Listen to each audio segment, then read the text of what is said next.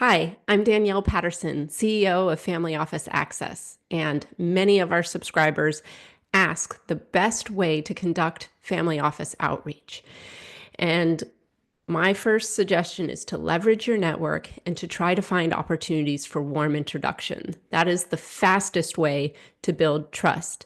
However, if you haven't been working long on LinkedIn and building a network, we can certainly advise you on experts to follow and conference opportunities to start building that network.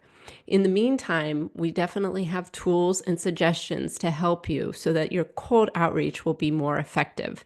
Now, statistics show that cold outreach to family offices is rough. Only 8% typically get opened, but to increase those chances, hyper-personalization, something I refer to as the show me, you know me technique, is the way to go. This shows you have dedicated your time to truly understand what this family office values and to ensure that there is alignment.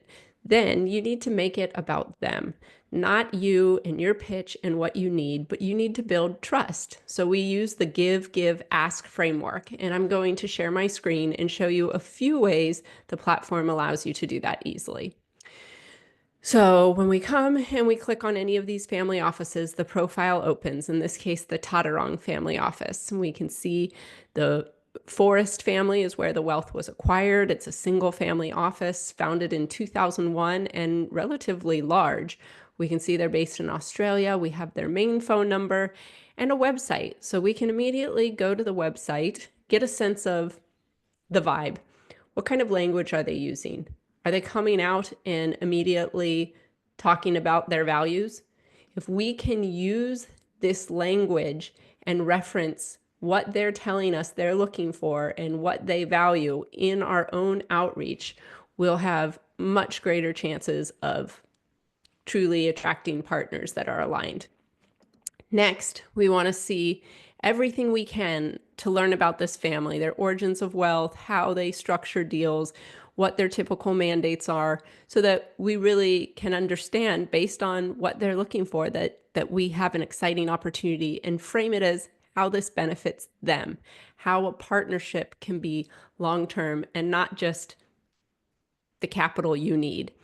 Then we see an increasing number of family offices looking to raise their profile and create brands and websites. This is a new phenomenon within the past 2 to 3 years. So if they are looking to build their brand, we can support that. We can give by following them. We can also see who within our network is following.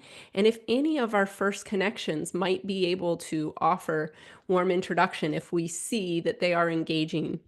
We can go down to see that they are posting quite regularly. Just 4 years ago, they announced the CEO of one of their portfolio companies.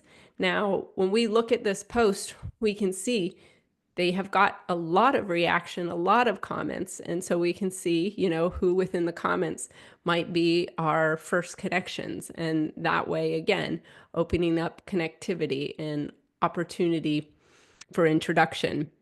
Now, it's also great to see who else is engaging and connected, because this is a way within the sector you're looking to work to build your network. Then we can come back to the company profile page, and beyond looking for ways to support their posts, we can also see, who else within their organization are we possibly already connected to, or who do we have the most common connections? And that might be your best way in.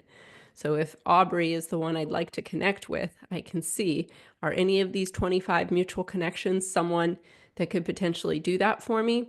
I also like to go down the about and look for something very personal that I can connect on. Typically, the first point of connection, I make it about them. I don't ask a single thing. I find a way to give. If there's someone I can introduce them to, if there's a valuable article that would support, the types of things that they're talking about and doing. And you can see what matters to them when you look at their posts. So these are all a little bit of hacks to get you started. The summary, of course, will ensure that there indeed is an alignment. You can see who the high-level decision makers are. You can then validate the investment objectives by looking at what those past investments have been over the past 6 years and see what stages they prefer to invest in, and also see whether they like to make direct investments, funds, or acquisitions. And understanding, the amounts and the companies, all of these things unlock so much important insight. If clients or founders within these companies, that as well can help you open doors.